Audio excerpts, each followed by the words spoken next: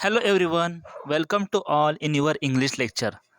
So dear student, in today's lecture we are going to discuss the second incident in the lesson on saying please, which is about a good manner. So let us discuss the second incident. Here, the beginning of this passage, I should like to features in this connection, my friend, the polite conductor. By this discriminating title, I do not intend to suggest a rebuke to conductors generally. Here, the author tells us and gives us an example of how a conductor who treats his passenger very politely. At the beginning of the paragraph, the author says that I do not wanted to hurt other conductors with telling this incident.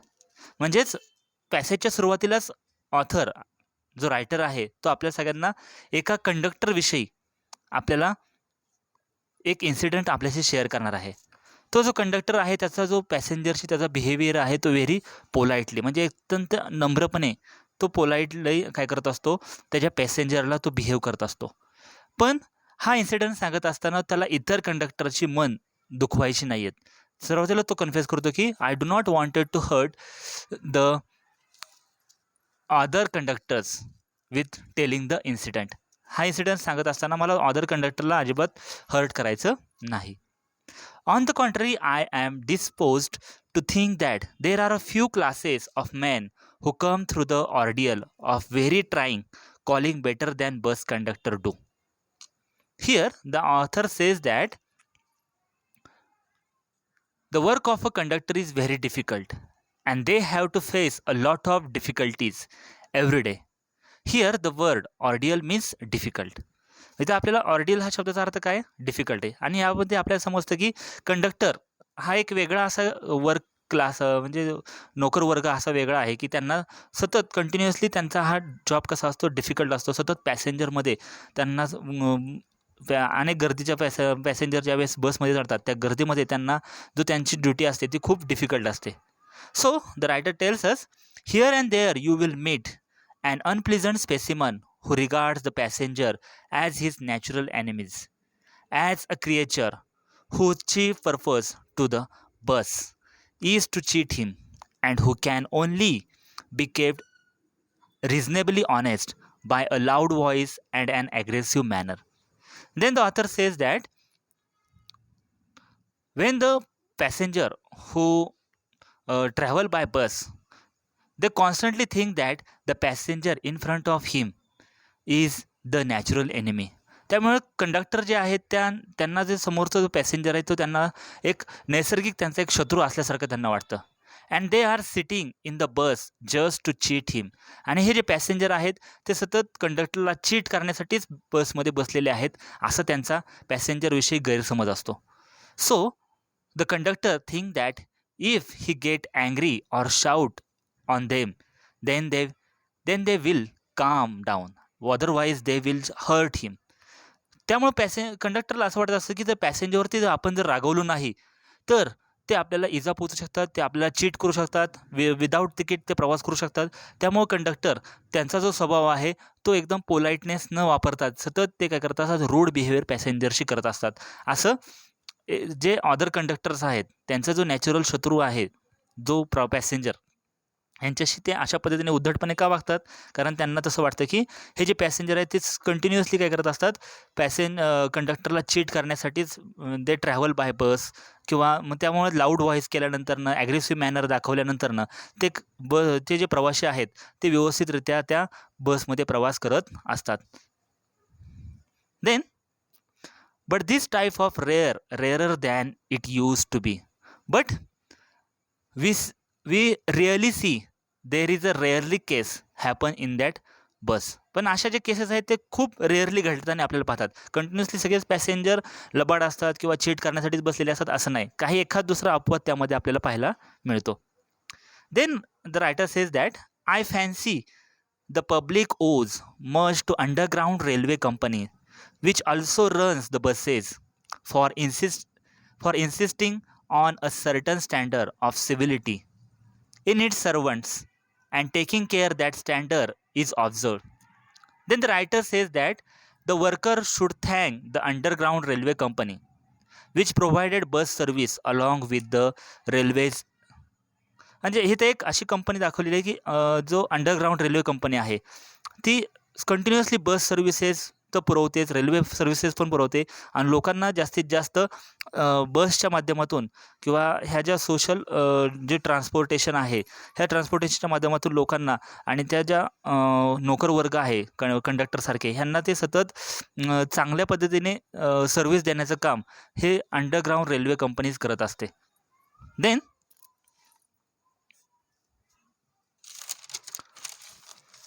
it is not therefore with any feelings of unfriendliness to the conductor as a class that I pay a tribute to a particular member of that class.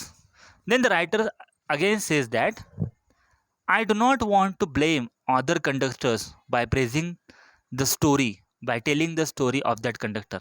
त्यामुळे आता सुरुवातीलाच काय म्हणतोय की आता मी ज्या कंडक्टरविषयी बोलणार आहे त्यामुळं इतर कंडक्टरला मी ब्लेम करतोय, त्यांना हर्ट करतोय, ह्याचा अर्थ तसा नाही आहे. पण रायटरने स्वतः एक्सपिरियन्स केलेला जो अनुभव आहे ते काय करतात आपल्याशी ह्या लेसनच्या माध्यमातून त्यांनी हा शेअर केलेला आहे. So he could not wanted to blame any other conductor by telling the story of that good conductor. अशा ह्या गुड कंडक्टरविषयी ज्यावेळेस स्टोरी सांगत असतात त्यावेळेस त्या अदर कंडक्टरला त्यांना ब्लेम करायचं नाही. Then he discuss the one incident. I first became conscious to existence one day when I jumped onto a bus and found that I had left home without any money in my pocket. लेखक सुरुवातीलाच एक incident आपले share करतात. One day the writer gets on the bus and after a while he realized that he has no money in his pocket, so he feels so unconscious. ज्यावेळेस एके दिवशी एका बसने ते ट्रॅव्हलिंग करत असतात, बसमध्ये बसलेत, काही मिनटानंतर ती बस पुढे चाललेली आहे and then he found that he had no money in his pocket. त्यांना समजते की त्यांच्या खिशामध्ये पैसे नाही आहेत. Then he feels very unconscious. त्यांना खूप अनकॉन्शियस वाटतं की आता आपल्या खिशात पैसे नाहीत आणि तिकीट तर काढायचे. So he tells that everyone has had experience and knows the feeling, he mix feeling which discovery arrives. You are annoyed because you look like a fool at the best and like a knave at a worst. Here the word knave. Knave म्हणजेच काय? लबाड. लबाडी असल्यासारखं वाटतं. Here the writer says that he is very upset because he has no money in his pocket and he is also angry on himself because he thinks that he is stupid or cunning. He thinks that his minds that the conductor will think you are a stupid. त्याला मनात सतत वाटतं की आता आपल्याला सगळी लोक stupid समजतील किंवा लबाड समजतील कारण त्याच्या खिशामध्ये पैसे नाहीत आणि हा मुद्दामून करत असेल असं लोकांना वाटत असेल. Then he thinking himself, you are annoyed because you look like a fool and the best are like knave at the worst.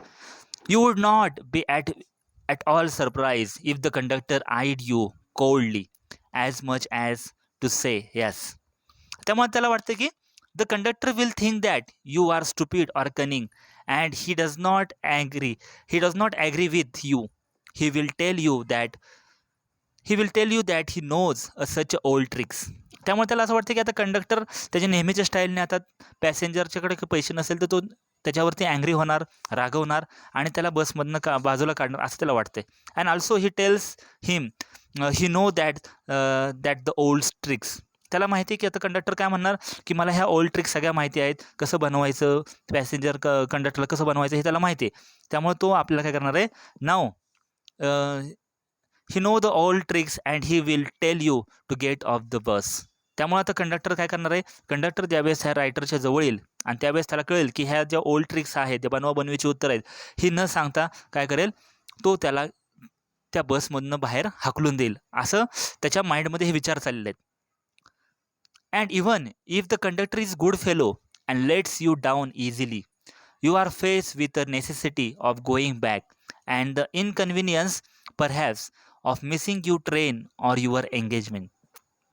Then the writers thinks that if the conductor is a good fellow he will tell you get off the bus properly, but In all this situation, if you have go back home, give someone's importance time, it will be wasted.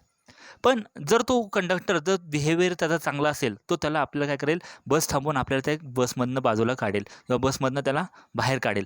पण एवढ्या सगळ्या ह्याच्यामध्ये आपला वेळ वाया जाणार. आपण ज्या लोकांना इम्पॉर्टन्स दिलेला असतो, जे आपली इम्पॉर्टंट मीटिंग असेल किंवा नेसेसरी जो वर्क करायचा आपल्याला महत्त्वाचं असेल, ते आपलं काय होणार आहे, सगळं वेस्टेड जाणार. कारण आपल्याला परत रिटर्न घरी जावं लागेल, पैसे घेऊन परत त्या बसने ट्रॅव्हलिंग करून जिथं वेळ दिलेला आहे ते परत आपल्याला तिथे जावं लागेल.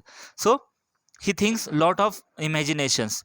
Having searched my pockets in a vein of stray coppers, and having found I was utterly penniless. Then the writer, who knows that even if he has no money in his pocket, but he tries to find out some coins in his pocket.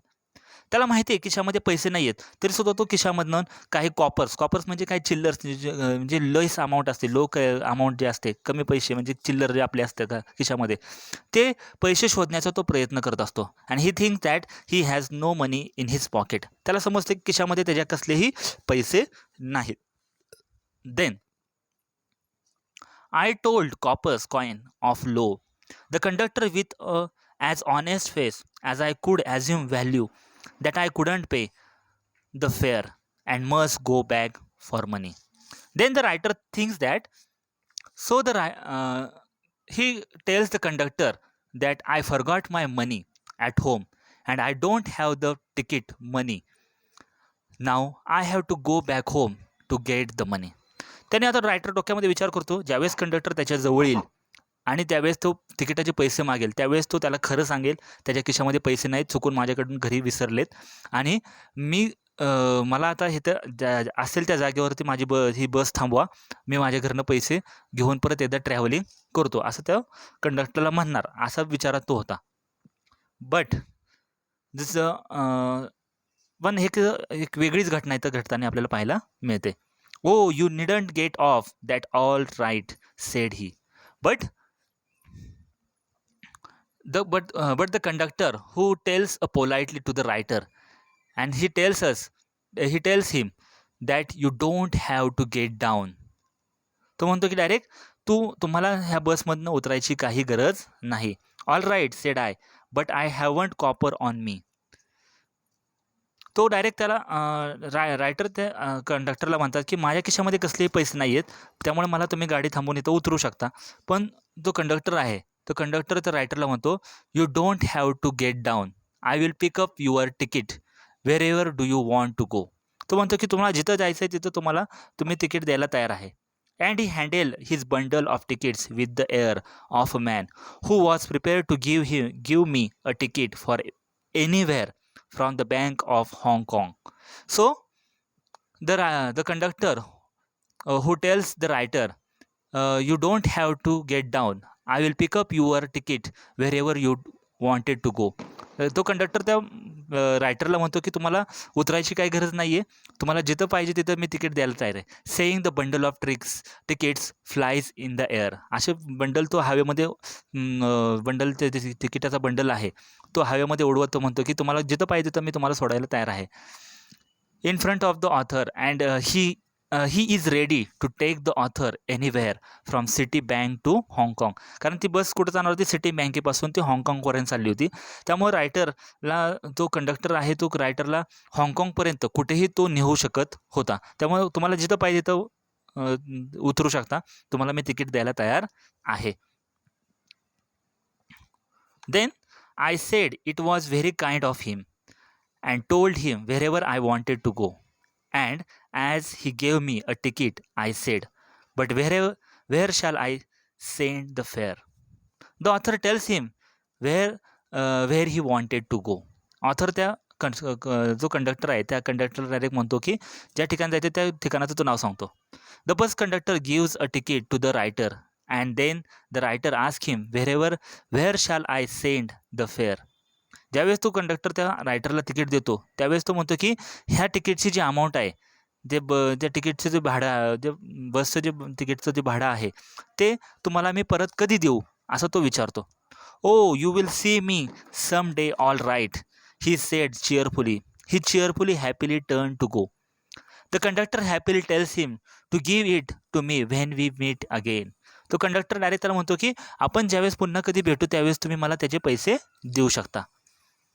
And then luckily my fingers still wandering in the corner of my pockets lighted on shilling and the account was squared. As soon as the writer has found the 1 shilling coin, here the word shilling, it is a currency of United Kingdom. हे shilling हे काय United किंगडमचा एक currency आहे. So he found 1 shilling coin in his pocket and he pays the conductor ticket and happily get off the bus. आणि अशा पद्धतीने त्याला खिशामध्ये एक कॉईन सापडतो आणि कॉईन सापडल्यानंतर ना तो त्या बसच्या कंडक्टरला त्या तिकीटचे पैसे तो देतो. And the account was squared, म्हणजे तो हिशोब स्क्वेअर्ड म्हणजे काय, तो हिशोब पूर्ण झालेला इथं आपल्याला पाहायला मिळतो. आणि त्या ठिकाणी जे लेखकाला ज्या ठिकाणी उतरायचं त्या ठिकाणी तो उतरतो. But that fact did not lessen to glow of pleasure with so good nature and action had given me. अशा पद्धतीने लेखकाला त्या गुड नेचरचा जो कंडक्टर आहे ह्यातून खूप आनंददायी प्रवास त्याला तिथून एक इन्सिडंट त्याच्या हातून घडलेला आपल्याला पाहायला मिळतो. Then a few days after my most sensitive toe was trampled on rather heavily as I sat reading on the top of the bus. A few days later while the writer was traveling in the bus, a person's toe suddenly fell on his toe. So, एके दिवशी अशाच काही दिवसानंतरनं writer पुन्हा एकदा बसने travelling करत असतो आणि त्याच्या ज्या अंगठा आहे, पायाचा जो अंगठा असतो त्या अंगठ्यावरती एका व्यक्तीचा बुटाचा पाय ट्रॅम्पल, इथं पाय म्हणजे काय, पाय तुडवला जातो, त्याचा जो अंगठा आहे तो तुडवला जातो. Because the writer who sat on the seat, तो सीटवरती बसलेला आहे आणि ते सीटवरती बसलेला असताना चुकून एका व्यक्तीचा त्याचा बुटाचा पाय त्या रायटरच्या अंगठ्यावरती पडतो. I underfit look up with some अँगर and more agony and saw my friend of the cheerful countenance. Here so if the writer looks up angrily that the person is the same conductor. त्यामुळे writer angrily काय करतो, वरती बघतो, त्या व्यक्तीचा चेहरा बघतो, तर त्याला समजतं काय, तर तो परत एकदा काय झालेला आहे, तो सेम कंडक्टर आहे ज्या ठिकाणी रायटरला विदाऊट तिकीट ज्यावेळेस तो प्रवास ज्यावेळेस विदाऊट पैशाने तो ते प्रवास करत असतो त्यावेळेस त्याला हेल्प केलेला जो कंडक्टर आहे त्याच कंडक्टरच्या बसमध्ये पुन्हा तो ट्रॅव्हलिंग करत असतो आणि त्याच कंडक्टरचा पाय, द बुटाचा पाय त्याच्या पायावरती पडलेला आपल्याला इथं पाहायला मिळतो. हिअर द वर्ड ॲगनी, ॲगनी म्हणजेच काय, त्याला थोडेसे तीव्र वेदना झालेल्या असतात आणि त्यामुळे तो चिडलेला आपल्याला इथं पाहायला मिळतो. Then the conductor who replied, sorry sir, he said, I know these R heavy boots, got M, because my on trading feet gate ट्रॉड on so much and now I am trading on other. तो जो conductor reply देतो. Then the conductor politely apologise to the writer and tells him that I put these heavy boots on purpose because so many passengers step on my feet. तो conductor पुन्हा एकदा confession सांगतो की चुकून त्यांना sorry म्हणतो आणि म्हणतो की मुद्दामून माझे हे बूट एवढे तुम्हाला जड का वाटतात, कारण कंटिन्युअसली पॅसेंजरमध्ये माझे ट्रॅव्हलिंग असल्यामुळं पॅसेंजरच्या पायाचे बुटाचे पाय माझ्या सतत पायावरती पडत असतात, त्यामुळे मी हा हेवी बूट घातलेला इथं आहे. Hope I didn't hurt you sir, he had hurt me but he was so nice about it that I assured him he hadn't. त्यानंतर तो म्हणतो की and once again he tells the author my intention was not hurting to you. तो म्हणतो की माझं intention तुम्हाला hurt करायचं नव्हतं. त्यामुळं once again he apologize and says sorry to the writer. पुन्हा एकदा तो रायटरला काय करतो, सॉरी म्हणतो. After this I began to observe him wherever I board his bus and found a curious pleasure in his constant good nature of his bearing. Then, after that, whenever the writer who was traveling in the conductor bus, he would observe him closely because his politeness is very much liked by the writer. मग ज्या वेळेस writer ह्या कंडक्टरच्या बसमध्ये प्रवास करत असेल त्यावेळेस त्या कंडक्टरचा जो गुड नेचर आहे, त्याचा जो स्वभाव आहे, त्याचा पोलाइटनेस आहे, पॅसेंजरशी त्याचा बिहेवियर हा रायटरला खूप भावला जातो आणि तो सतत त्याचा ऑब्झर्वेशन करत असतो. He seems to have the exhaustible fount of patience and gift for making his passenger comfortable. Then the writer says that the conductor was never tired, constantly taking care of his passenger. त्याला नंतर समजतं की हा जो conductor आहे तो कधीच शांत बसत नाही, कधीच टायर्ड झालेला पाहायला मिळत नाही. इनएक्झॉस्टिबल म्हणजे सतत अनलिमिटेड तो काय करत असतो, वर्किंग करत आपल्याला पाहिजे. I notice that if it was raining he would run up the stairs to give the someone to tip that there was a room inside. हे तर रायटर आपल्याला तर सांगतो की he finding the empty seats of the passenger in the rainy season. ज्यावेळेस rainy season असतो त्यावेळेस तो पॅसेंजरला त्यांची जी सीट आहे ती एम्प्टी सीट आहे तो दाखवण्याचं काम लोकांना सांगतो. इथं एम्प्टी सीट आहे. रेनी सीझनमध्ये लोकांना त्या सीटवर बसण्यासाठी तो सगळ्यांना कन्व्हिन्स करण्याचा प्रयत्न इथं करत असताना पाहायला मिळतं. With old peoples he was as considerable as considerate as concerned a son, and with a children solitarious as a father. He had he had a peculiarly warm place in his heart of young experience made the people, and always indulged in some merry jest with them. Writer comfortable in a if he had a blind man on a board, it was not enough to set bus him down safely and on the pavement. Here we notice that when the when the elderly gentleman who traveling in the bus, he treating elderly like his son. ज्यावेळेस Elder लोक जे Elder लोक आहेत, जे वृद्ध लोक ज्यावेळेस त्या बसमध्ये ट्रॅव्हलिंग करतात, then he treating that elder person like a son. त्यांच्या मुलासारखा तो त्यांना सांभाळ करतो.